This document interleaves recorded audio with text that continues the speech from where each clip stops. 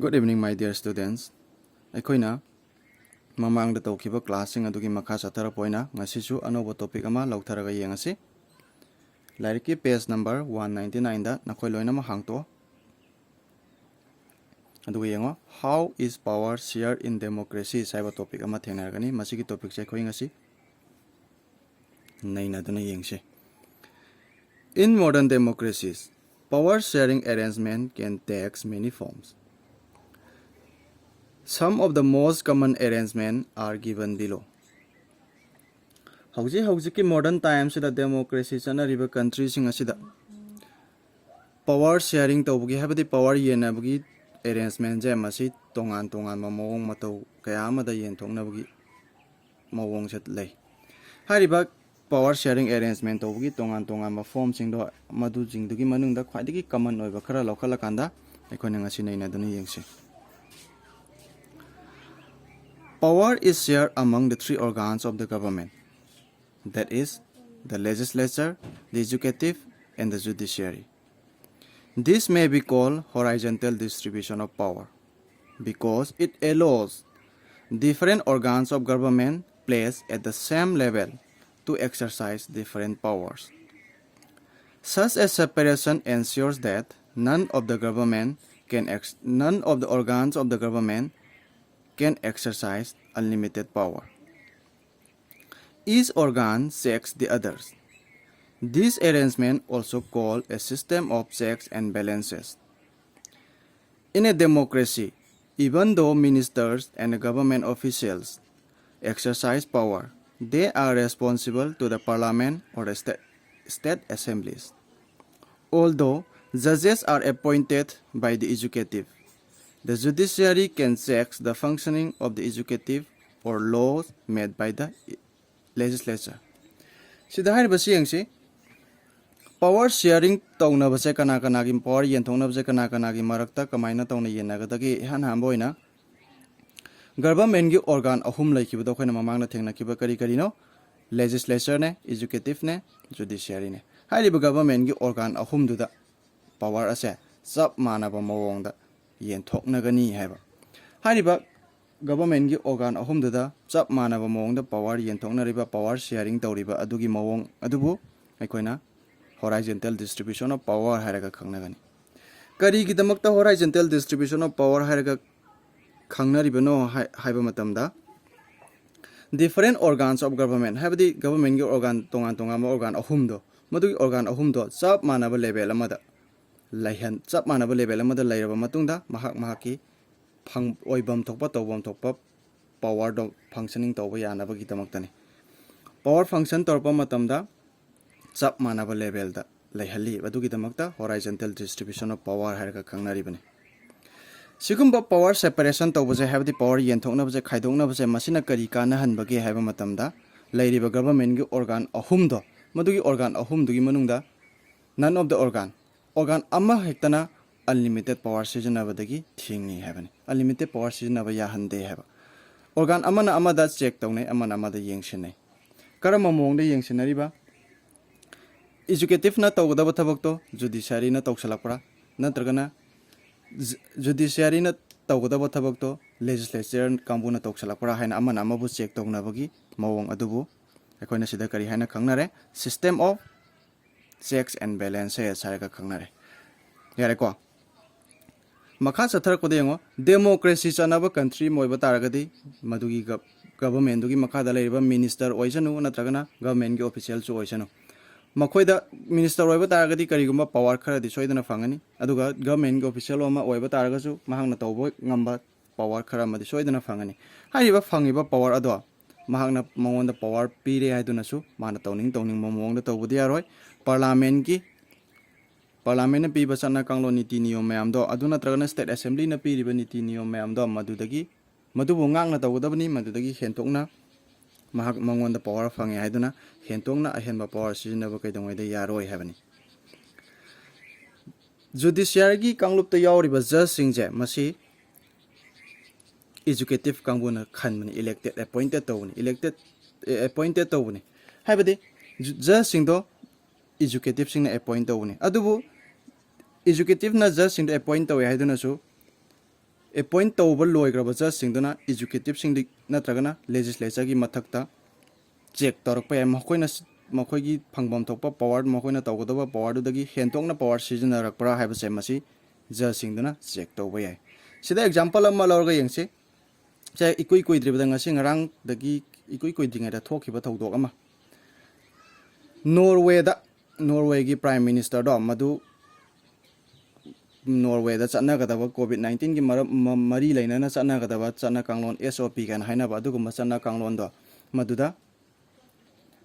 mahak masamakna haibdi prime minister masamakna Norway pumada season chana gadaba chana kanglon laukthokraba matungda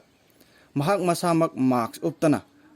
public mayam gi marakta wa ngang ba thoubagi damakta hairiba Norway gi prime minister do madu chairak phangki sidagi khoina khangba yai di kaino mahak masana legislature kangbu legislature masamakna law semja ba taraga chu semiba law do mahak masana law do thugai ba taraga di mahak masamak chu chairak phangba yai habani sidagi khoina khangga doise makha chathar ko yengsi power can be shared among the governments at different levels. Power is distributed between the national or union government and the provincial or the state governments. The union government is popularly known as federal government. In India, we call it central or union government. However, there are many countries where there are no state governments. The Indian Constitution clearly lays down the powers of different levels of the government. This is called federal division of power. The same principle can be extended to the different levels of government lower than the state government. Lower than the state government, such as the municipality and the panchayat. This is known as vertical division of power sharing. Power sharing tawagi mawong matawjingdugi manung na akoina ahamada thengnakre government gi organ ahumduda chamanana power sharing tawthoknaba haibadi horizontal distribution of power adugi makha chathrakуда hoje vertical division of power sharing haibam lai vertical division of power sharing jina kamai tawjano haib matamda government gi power do madubu yenthokna gadoni kana de yenthokna doiba government level of different levels of government da haibadi central government state government local government smai tawdna lairiba central government gi power do maha kaktana pula paisa laga thamana taba maha ki lower da lairiba government jing state government da local government smai tawdna power lairiba government gi power do yen thokna bagi mawong asibo vertical division of power sharing haraga khangna gani masigumba vertical division of power sharing se masibo koina kari haraga khangna gani haba matamda federal division of power sharing haraga ju khangna gani sida union government natragna central government haiba malere state government natragna provincial government haiba malere masigi government sing the level thokna power sharing tau thokna ribase masibu ni koina vertical division of power sharing haibase asigumba central government dagi state government da yen power khara yen thorakpagi khara khaidorakpagi mawong se masigi chap manaba mawong se amuka ju local government ana state government gi lower da local government yongna bagi damta power yen thorakpagi mawong se asibuni ekoina vertical division of power sharing haiga khangnari base masigi makha chatharakpada amuka ju yengse atopa form ama amu yengase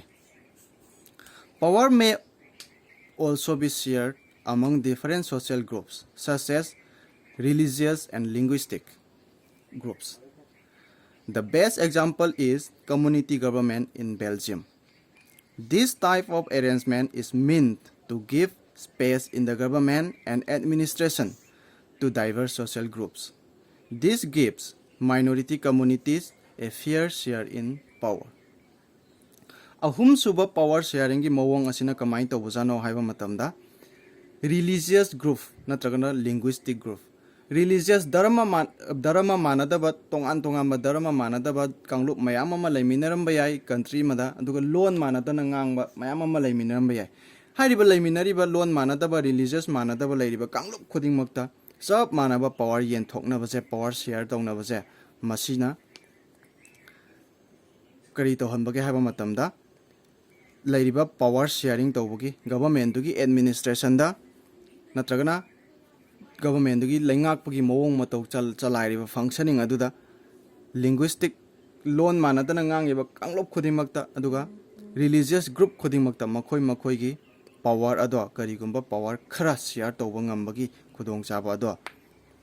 hariba linguistic natragana religious power sharing ja masida phange madugi kanabado masigi linguistic power sharing natragana religious power sharing digi khwaidigi best oiraba khwaidigi chatnaba example pibada khwaidigi hena thoido hendongna piba yaraba dugumba example ama kakti karino community government in Belgium hairibasini Belgium da leba community government haibase masina kari tohanbage kari kanaba pibage haiba matamda Belgium da leiriba religious group natragana linguistic group khudingmakta makhoigi kangluk khudingmaktugi mihutching adubu government gi administration da yawhanbagi khudong jaba do madupi mathangda mari suba oina power sharing tawbagi mari suba magongda kari amuk leibage habdo akhoi hauji yengsi power is shared among political parties pressure groups and social movements while influencing those in power in a democracy the citizen must have freedom to choose among various contenders for power in contemporary democracies this takes the form of competition among the different parties. Such competition ensures that power does not remain in one hand. Sharing of power among the political parties may be direct when two or more parties form a coalition government. In a democracy, there are interest groups such as those of traders, businessmen, industrialists, farmers, and factory workers that take share in government either through participation in government committees or exerting influence on the decision-making processes. Sida haribasi mari subada muk lairiba power sharing gi mawong sina kamai tawuno haiba matamda aikogi political party lairiba pressure group sing lairiba social movement group sing lairiba makhoi jingda pithokpa power yenthokpa power ni karama mongda makhoi da power yenthokna bajano haiba matamda government gi policy making da natragana government gi decision making da makoina pami natraga yaningi natraga yaningde masigai watlawi sigai ja hapsal haningi sigai ja lokto haningi haiba na chingba aduga mongda government gi policy making da influence tawna bagi damakta makhoi da piriba yenthoiba power ni democracy chanaba country moiba targade citizen khuding makta right lay karama makhan gi right no haiba matamda vote lepiba contender sing do maduda power piba ngambagi right amamam loinamak lay democracy hauji ki contemporary time contemporary matam se hauji ki matam se democracy chanaba country contemporary world je lairiba democracy chanaba country sing dadi ke dawi have matam da hauji ki power sharing gi mowong se masi competition tawi kana gi marakta competition tawriba different political party lairiba tongan ba country kuding maki lairiba tongan ba political party sing dugi marakta competition tawraba matungda power government gi power pai hongna bagi damakta competition tawgi mowong sida oina sathai habani political party sing gi marakta power sharing tawbajai masi karab direct oina power sharing lairiba political party khudimakta direct oina power share tawnaba phangbagi situation amakhak lai madugi situation du karma matamda phangani hab matamda when two or more parties form a coalition government party ani natraga ani dagi henmana punjalakanda coalition government ama semba taragadi haiba coalition government sema upa matamda lairiba political party khudimakta government dagi power adubu chap manana direct oina yenthoknaba phangani habani democracy chanaba country amada tongan ba interest group sing habdi traders sing businessmen industrialists farmers factory workers makhoi sing asiju makhoi na pamiba government da yawhaningba government gi power make powers duda makhoi gi share khara phangna bagi damta yawhaningba mawong matau sing do madu yawhan ba yai karma mong de yawhan gani haba matamda direct government gi policy making da makhoi yauksallaga karma mongda yaudeba through government committees committee sema kana makhoi yauraga natragana decision making da influence tawrakanda makhoi gi apamba makhoi na oihaningiba natragana pamdaba sing ado matubu yauhanganu haina influence tawbagi power ado masigi mari chuba power sharing asina koida phangale maka satharakpadi yengse we can take two countries where there are different forms of power sharing. In Belgium, the political leaders have realized that the unity of the country is possible only by representing the feelings and interests of different communities and religions. Such a realization ensures mutually acceptable arrangement for the power sharing. Sri Lanka shows us a contrasting picture where the majority community wants to force its dominance over other refugees and the refugees to share power. It can undermine the unity of the country. Aikoina country ani kaktang laukhatlakanda example oina country ani khak laukhalaga hoji yengseo. Belgium haiba country amaga Sri Lanka haiba country maga masigi country ani je makhoida laiba power sharing arrangement gi mawong je masi pura contrast oidone amaga haiba Belgium da tori jiga Sri Lanka da tori jiga power sharing tawgi mawong se masi pura tayon naga doine kam mawong na tayon na yengse Belgium da de Belgium gi government na khale political leaders ing na khale kari khaliba country ji Belgium haiba country jibu unity oina nungai yafawa apun bagi sakta mama sagat ba ngamge haiba taragadi lairiba tongan ba religious groups and linguistic groups dugi feelings and interest madu interest dubu government sema matamda madu pulap yahon mangam taragadi government gi policy making da hairiba tongan ba community dugi tongan ba religion dugi tongan ba linguistic lon ngang ba lairiba mayam dugi feelings and interest mayam dubu pulap pukhalakanda policy sema ngam taragadi hairiba country asibu unity porpa matamda sauna mateng pangani habsine Belgium da lairiba wakhalon jina aduga muk Sri Lanka da kamai tawjana Sri Lanka da muk kamai tawjano hai matamda Sri Lanka da laiba majority community jina habdi masing yam kanglup sina atopa masing yam ogda minority jing atu refugees jing do maduda makhoi gi majority jing duna dominance tawgi power da madu force tawra kanda minority jing da karigumba power amata share tawdana ba hotna yeba masigumba majority na minority jing jibu tathi tawoina tawra matung da makhoi da karigumba government gi policy making da power sharing da karigumba khudong chaba amata makhoi gi wakhalon amata pibagi khudong chaba amata pi da base masijina kari to hanbagi hai matamda country adugi unity da undermine to hale unity porpa matamda maduna namtha halaga thami haibani okay fare sibok sida koina hojik tawgriba power sharing gi forms mari koina ngasi nainakhre ba power sharing gi form mari dagi koina hoji khangho ba yaba question kari yawbage kari matang da karam question hangak pa yabage habdo madu mati ama hoji yengse hana ba question da kamaina hangak sigi topic sigi hoji tawriba power sharing gi forms of power sharing gi topic sidagi hangak pa yaba question da kari leibage haba matamda what is horizontal distribution of power haibam layani mathangda what is vertical division of power sharing haibam layani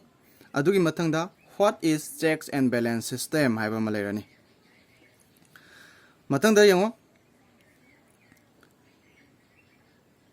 what is the benefit of linguistic and minority power sharing minority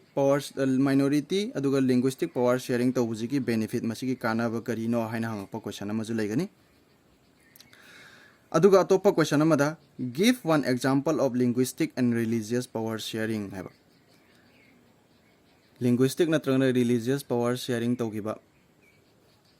adugumba government amagi example amakak piraga ta'u hana hangba question ama lairani aduga loisalakpada state a situation in which sharing of power among the political party is direct. State a situation in which sharing of power among the political party is direct. Political party singi marakta power sharing tawna matamda direct oina power share tawna base karama matamda oigadage haba madugi situation do madu hayu haina hangma question amaga hairiba question sing asigi answer nakhoi hojik nainagriba hojik tawgriba topic sing adudagi topic sidu paraba matungda nakoina khangba ngambre yengo khangdragasu makha taba matamda mat khudong chabal orga khangmina na bohana si ngasi gidi sida loisalasi. Thank you all.